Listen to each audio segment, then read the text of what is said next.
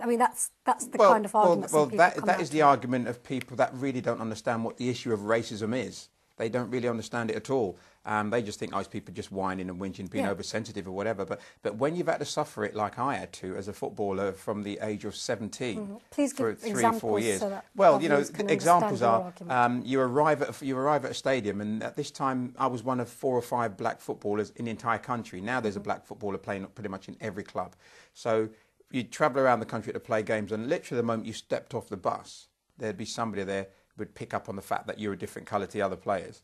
And, you know, they'd call you 1 or 2 names. We've had the monkey chants, we've had fruit being thrown at us and that sort of thing, you know. And you then get, at that time, you'd say to somebody, maybe an authority at the club, say, no, you know, I don't like this, why are they doing it? And they'd say, oh, don't worry, it's banter. You know, that's the thing, they're only having a laugh. Exactly. Yeah. They're, you know, it's okay. They're only having a laugh. But excuse me, I'm the only black person here. Why are all these people having a laugh at my expense, and I'm unable to actually say anything about it? Many a black footballer, probably with far more ability than I ever had, did not get a career out of the game because they went and complained. And that thing, you know, you got a chip on your shoulder was thrown at them, and you know their careers petered out, and they never went anywhere.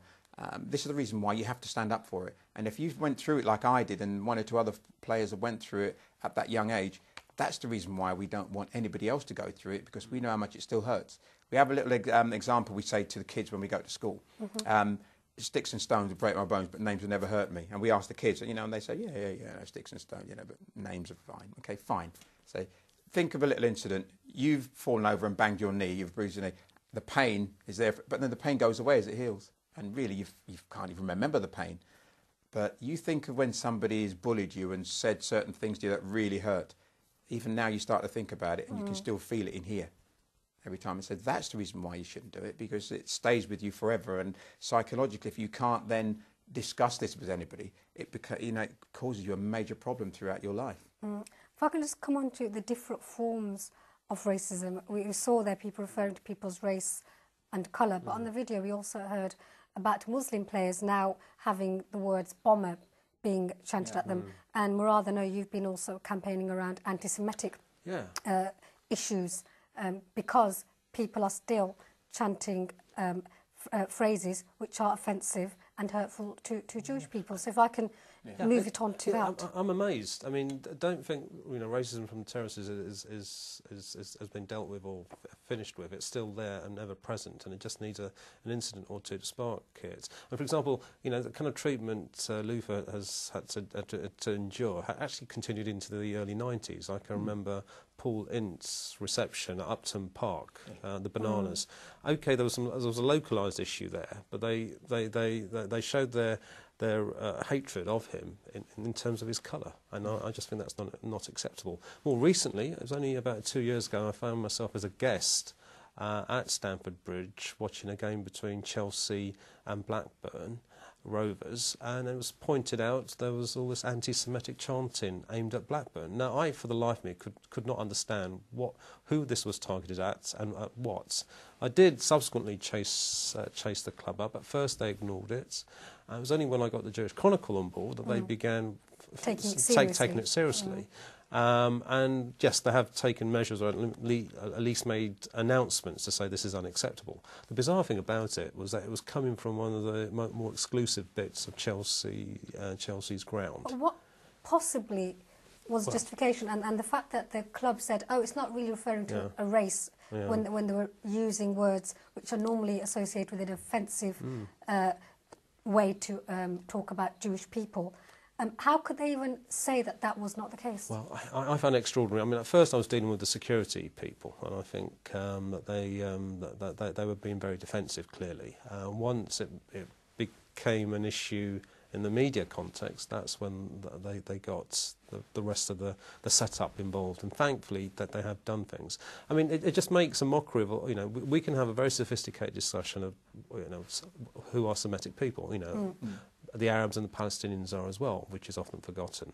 But in this case, this was real. It was making references to World War II and what have you, in the most inexplicable, most appalling ways, actually. And I just don't think it's right. I did have people come back to me and say, "Well, you don't understand football banter." Well, I've been to enough football matches to understand when, you know, the difference between banter and when people are really needling someone to get at them. And that's what I personally object to, and I think it's important that you, being identified as a Muslim, you know, somebody who's not from the same group who are being attacked in this case, is seen to be standing up. So it's not about we're just standing up for our own, as it were. No, it isn't. It's very important that when any of us witness a wrong that's been done, then, you know, we actually stand up and say, we do not agree with this and this is wrong. And the problem is there's too many people when they hear it, they hide behind, oh, it's only a bit of banter. It's a very easy thing to do. It's not meant, it's only done in the heat of the moment. But, you know, things done in the heat of the moment is often betrays somebody's true feelings and the way they feel, you know, and the way they are. So when they come up and when I hear this sort of thing, I think, no, I'm not buying that at all. It's the same when you're on the football pitch, because things happen on the pitch and in the heat of the moment, yes, you may shout a bit of abuse, but when you start to refer to people's religion and their colour, that's where you take it too far, in my opinion. And it seems that's where it's moving towards. I mean, before 9/11, we didn't hear so much negativity aimed at somebody's religion, but certainly we've had complaints from footballers from Muslim background saying that being accused of being terrorists, bombers, you know, these kinds of things are being used now to needle, whereas before it might have been different forms. Absolutely right, but the racism. media... Are footballers standing side by side on that I know they are standing, but the thing is the media have got a major part to play in that, because the media portrays Muslims as being, because their headlines are always, you know, bombers or whatever, you know, or they're extremists and that sort of thing. You know? And yet, if you look in any religion, any walk of life, there are going to be people at either end of the spectrum. You know, and it's up to the rest of us that are in the middle, which have got a better view on things, to actually mediate and actually try and bring the two fractions together a little bit so they get a bit more understanding. Because all this Islamophobia and all that, it comes from just a fear of what? And the fear is something that they've maybe read. They've got no experience of themselves. They probably have known nobody whatsoever from the Muslim faith themselves. So they've never had that conversation to find out anything about it. And it's just hearsay and stories that have come down from other people. As we all know what, you know, the Chinese whispers, for want of another word, is all about, you know, by the time it changes. And so it's very important that we do stand up and you do stand shoulder to shoulder and say no, because you're abusing them. For the next minute, you could be abusing me just for whatever. And, you know, we just cannot stand for it. Well, you mentioned there the role of the media, and of course in our second half we're going to examine exactly that, the role of the media when it comes to fomenting prejudice and whether it's true there is a direct link or not. Before we finish this first half, I mean, that's a pretty inspiring DVD there. We're talking about what the problems are. But have you seen a change yourself when, for example, kids watch this? It almost seems adults seem to be watching this stuff from looking at behaviour on the adults pitch should watch this. I mean, we go in the classroom and we show this to the kids, and the kids are absolutely mortified when they see and hear what goes on. Because the kids have that innate sense of justice, don't they? Of right and wrong. Of course they do, because kids generally, if they come out with any that sort of language, it's because they've heard it from somewhere. Well, they've heard it in family or friends or whatever. That's where they pick these initial things up from, that they then go and use themselves. So, you know, kids are very fair-minded, and when they see things, and they see things, they do see things as right and wrong. Very and just much so. If you had to summarise in 10 seconds, what kids and adults watching this programme can do to combat racism in football, what would you say?